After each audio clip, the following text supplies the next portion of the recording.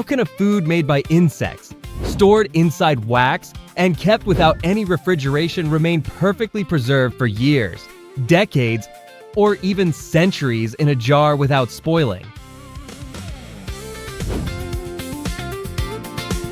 The answer lies inside a living factory that regulates enzymes, moisture, temperature, airflow, and storage with astonishing precision. It means that a single spoonful of honey contains an operation so immense that no human-built factory could ever reproduce it in quite the same way. But how can creatures this small produce something so complex and so valuable and so precise? And do you know what is even more unbelievable? This entire production process happens in complete darkness, with no motors, no electricity, and without a single command ever being given to any bee. A jar of honey begins with thousands of flights, countless flowers, and a living factory that never sleeps. Before reaching your table, this liquid gold passes through the bodies of bees, matures inside tiny chambers of wax, and only then can it be harvested. Welcome to Factories and Facts. Today you are going inside the heart of a beehive, following the birth of what we call liquid gold, and discovering how flowers, bees, honeycombs, and technology come together to transform nature into a product found in millions of homes.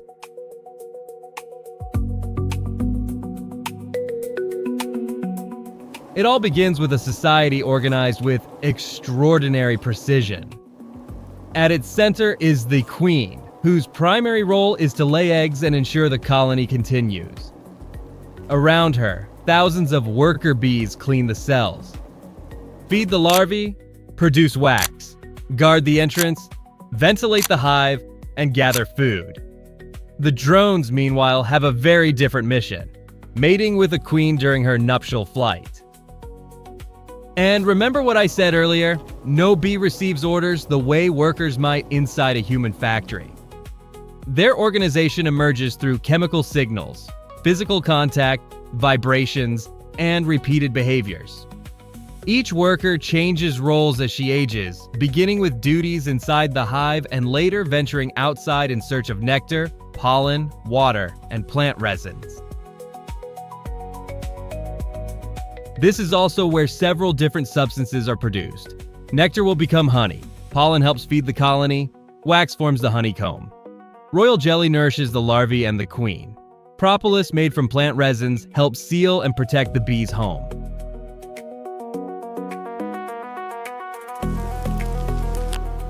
In our previous episode, we watched a factory turn ordinary ingredients into mayonnaise using machines, motors, and human control. Here, almost the opposite happens. Honey is born inside a living factory without electricity, without commands, and with thousands of bees working in perfect coordination. And this raises a fascinating question. How many flowers, how many miles, and how many flights are hidden inside a single jar of honey? And make sure you are subscribed to Factories and Facts, because over the next few minutes, you will discover how nature created a production line so efficient that human technology is still trying to imitate it. Now that we understand who works inside the hive, we need to discover where this living factory is established and how its workers find the raw materials they need. In the wild, bees occupy hollow trees, crevices, and other sheltered spaces. When raised by beekeepers, they live in specially designed boxes that allow inspections, colony management, and honey harvesting while causing less disruption to the bees. A group of beehives kept in the same location is called an apiary. It is far more than a parking lot for hive boxes. The site must provide water, flowers, shelter, access, and a safe distance from busy areas. Beekeepers must also pay close attention to pesticide use on nearby land. Some apiaries remain in the same place throughout the year. Others are moved to follow different blooming seasons. This is how honey varieties associated with orange blossoms, eucalyptus, coffee plants, and many other species are produced. Their flavor, color, and aroma change because each floral source offers a different blend of nectar. Proper care involves much more than waiting for a jar to fill. The beekeeper checks whether the queen is active, whether the colony has enough food, whether there are signs of disease or parasites, and whether the hive has enough space for its population to grow. During periods of scarcity, poor decisions can weaken the colony. Honey should never be removed in quantities that leave the bees without adequate reserves. When the bloom begins, the forager bees spring into action. They search for colors, scents, and routes learned during earlier flights. Their compound eyes reveal an entirely different world.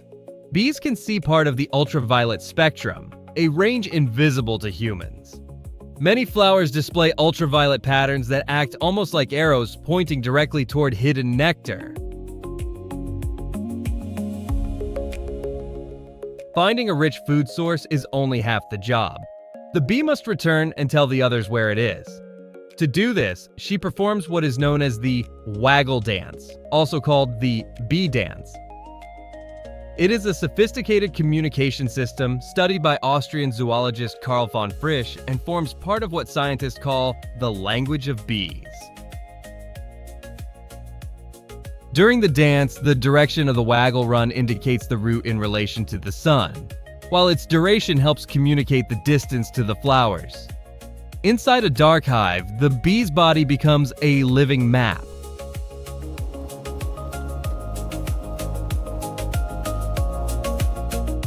Karl von Frisch's research into bee language and behavior helped reveal how these insects share information. In 1973, he received the Nobel Prize in Physiology or Medicine for his discoveries involving animal behavior, including his pioneering studies of bee communication. Forager bees also rely on scents, landmarks, and the surrounding landscape to navigate. Depending on the availability of flowers, they may gather nectar close to the hive or travel several miles. The farther away the bloom is, the more energy the journey requires. That is why the location of an apiary directly affects both colony health and honey production. In flight, a bee can travel at nearly 12 miles per hour, although wind, cargo, and environmental conditions can alter her speed. Yet each trip produces only a tiny load. The honey stomach, a pouch separate from the digestive stomach, carries the nectar. When full, it can account for a significant portion of the bee's total weight. So, how many flowers does it take to fill a jar? There is no universal number because the amount and concentration of nectar vary by plant species, weather, and season. Even so, a commercial-sized jar may represent millions of flower visits. Every spoonful contains thousands of decisions about where to fly and what to collect. When the worker lands on a flower, she extends her proboscis, a tube-like structure similar to a tiny tongue, and draws in the nectar. At that very moment, an invisible transformation begins. The liquid enters the honey stomach and encounters enzymes produced by the bee herself. These enzymes begin breaking down and altering the sugars before she even reaches the hive. In addition to nectar, bees collect pollen, water, and plant resins. Pollen is carried on their hind legs and helps nourish the colony. Water supports temperature control. Plant resins are processed into propolis, which is used mainly to seal and protect the hive. This means honey, propolis, pollen, and royal jelly are not the same substance. Honey comes primarily from nectar that has been transformed and concentrated. Propolis comes from resinous plant material. Royal jelly is a secretion produced by nurse bees to feed larvae and, most importantly, the queen. When the forager returns, her cargo is still far from the thick honey we recognize. Nectar contains a great deal of water and must undergo repeated transfers, chemical reactions, and evaporation. The raw material has crossed fields, been located through extraordinary senses, and carried for miles. Now it is about to enter the hidden transformation line inside the hive.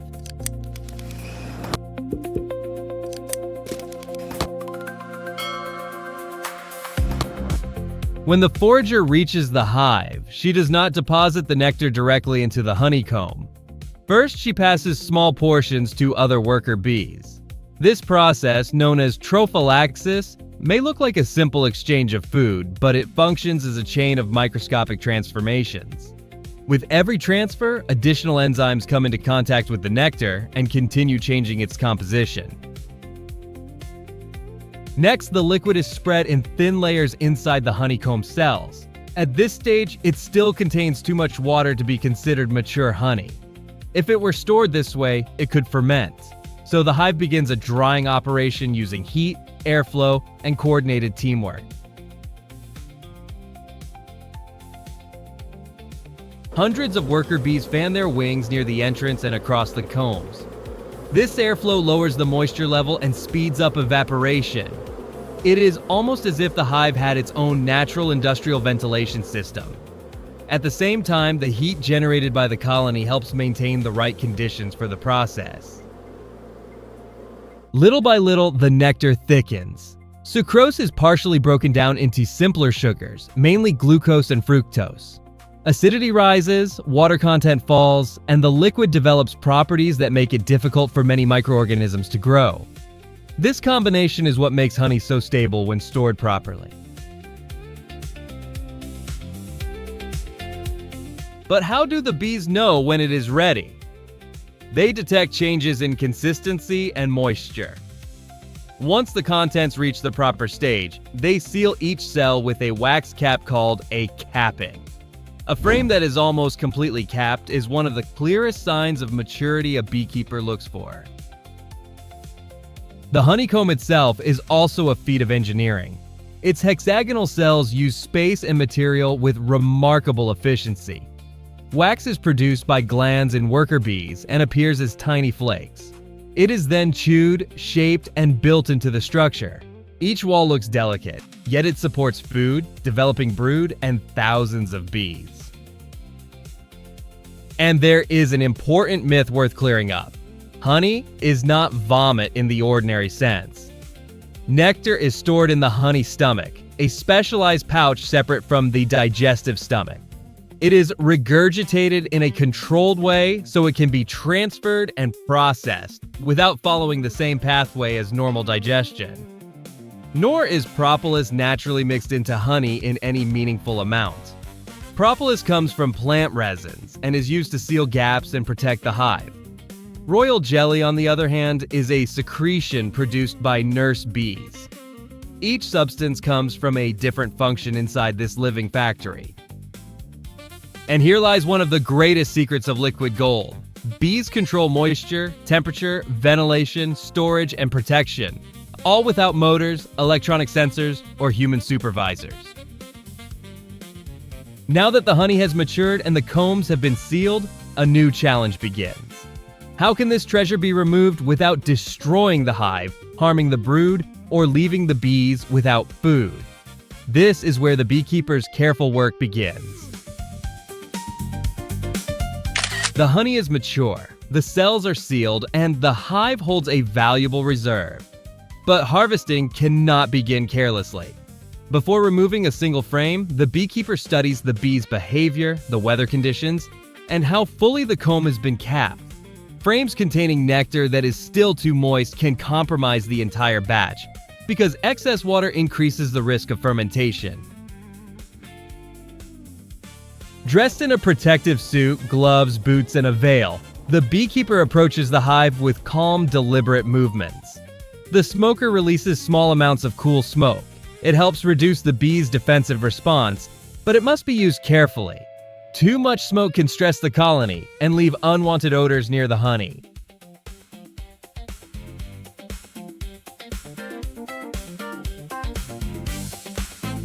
The lid is opened and the frames are inspected one by one. The beekeeper looks for mature, fully capped combs located in the honey supers, the section of the hive used primarily for storing honey. Frames containing brood, eggs, or larvae remain in the brood chamber. Enough honey must also be left behind to feed the colony itself, especially before periods when fewer flowers are available. The bees still clinging to the frames are gently removed. Depending on the system, this may be done with specialized brushes, bee escapes, or blowers used under controlled conditions. The frames are then transported in clean, sealed boxes to the honey house, protected from dust, moisture, insects, and contact with the ground. This is where nature's work meets technology. Inside the processing facility, every surface, utensil, and piece of equipment must be thoroughly sanitized. The honey must now be handled as a ready-to-eat food. A single lapse in cleanliness can contaminate, within minutes, the result of thousands of flights. The first step is uncapping. Using a heated knife or a stainless steel uncapping fork, the worker removes the thin layer of wax sealing the cells. The golden combs are opened, and the honey begins to flow slowly across the uncapping table. The removed wax is not necessarily discarded. Once separated and cleaned, it can be reused in new products or returned to the production cycle.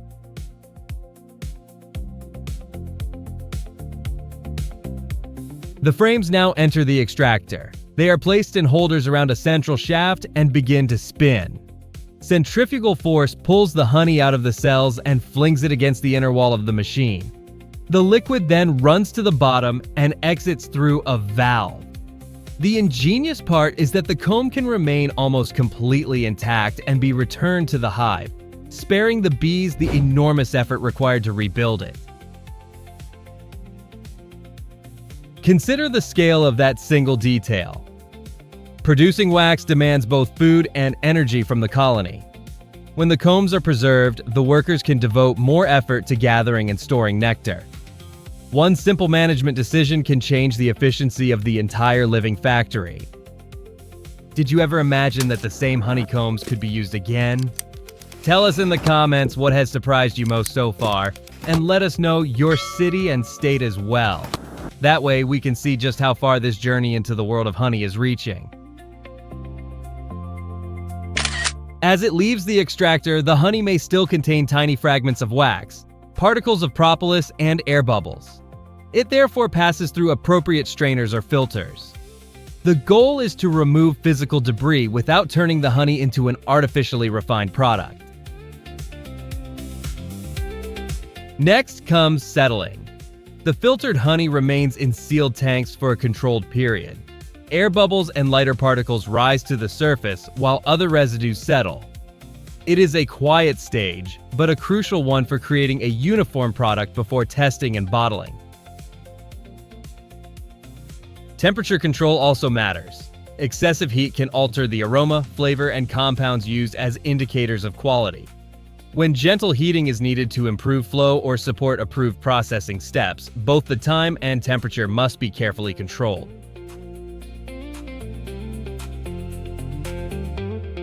By the end of this journey, the honey appears ready. But a golden color does not guarantee purity, maturity, or safety. Before it enters the jar, samples must reveal how much water remains in the product, its acidity, the condition of its sugars, and whether there are any signs of adulteration. The next stage becomes something close to a scientific investigation inside every batch. The honey has left the extractor, passed through the filters, and rested inside the tanks. To the eye, it looks ready. To the laboratory, however, it is still a batch under investigation. Does it contain too much water? Has fermentation begun? Do the sugars truly come from nectar? These questions demand answers, and this is the stage where appearance gives way to precise measurements. One of the first tests measures moisture. Under United States grading standards, top-grade extracted honey generally cannot contain more than 18.6% water. The higher the moisture level, the greater the risk of fermentation. That is why harvesting fully matured combs makes such a difference. Technicians also evaluate acidity, sugar composition, enzyme activity, and water-insoluble solids. No single result tells the entire story. They compare multiple parameters to determine whether the batch retained its natural characteristics and whether any outside syrup was added.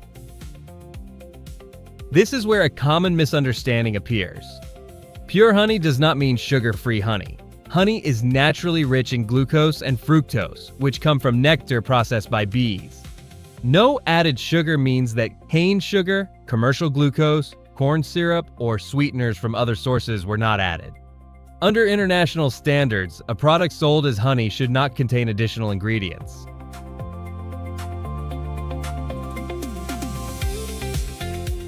And what about those at-home tests you see online? Tell me, have you ever tried one?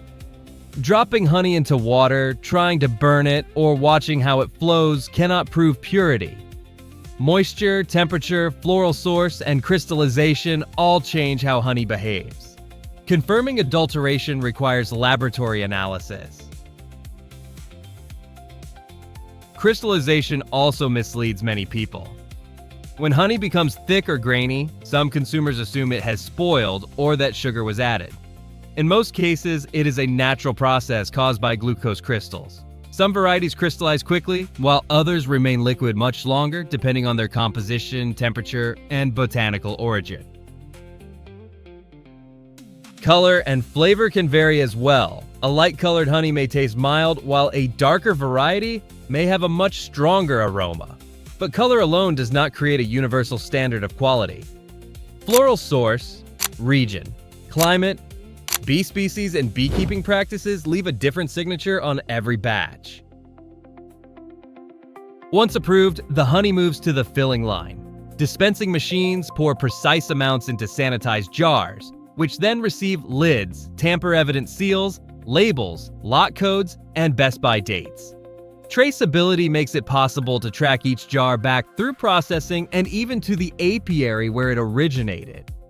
Before leaving the facility, the packages are checked for leaks, incorrect fill weights, and faulty seals.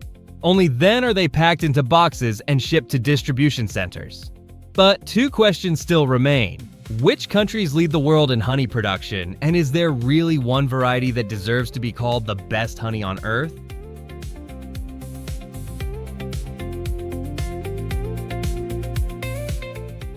Once approved, bottled, and labeled, the honey leaves the processing facility and enters a network of boxes, warehouses, trucks, and stores. The jar may look small, but it carries an entire chain that began when a bee found a flower by following colors, scents, and ultraviolet signals invisible to human eyes. On a global scale, this chain reaches astonishing proportions. Updated FAO data show that in 2024, roughly 2 million metric tons of honey were produced worldwide. China remained the world leader, producing approximately 456,000 metric tons, nearly 1/4 of the global total. India followed with about 146,000 metric tons, while Turkey produced approximately 95,500 metric tons. So, while a single bee carries only a tiny drop of nectar on each trip, millions of colonies around the world transform that nearly invisible effort into something enormous.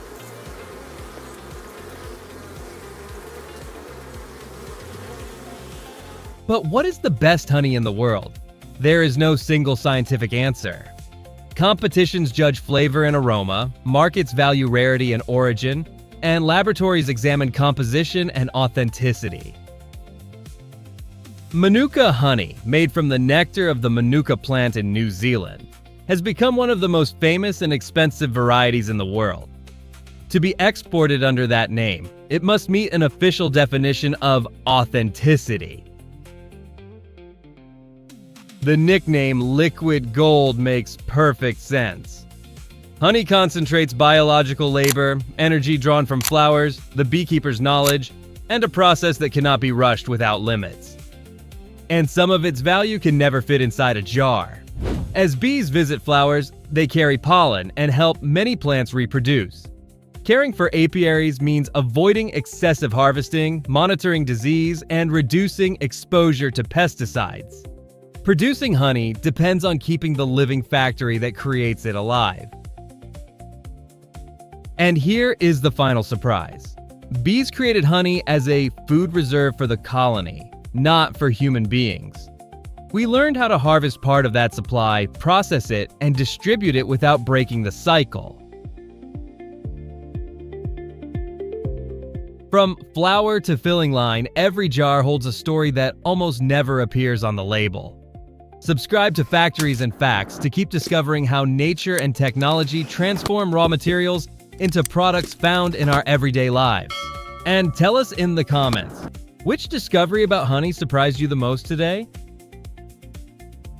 And if you think you have already seen everything, then you cannot imagine the factory we revealed in our previous episode. It is appearing on your screen right now. Click it and come with me to uncover another hidden secret here on Factories and Facts. Take care. I'll see you there.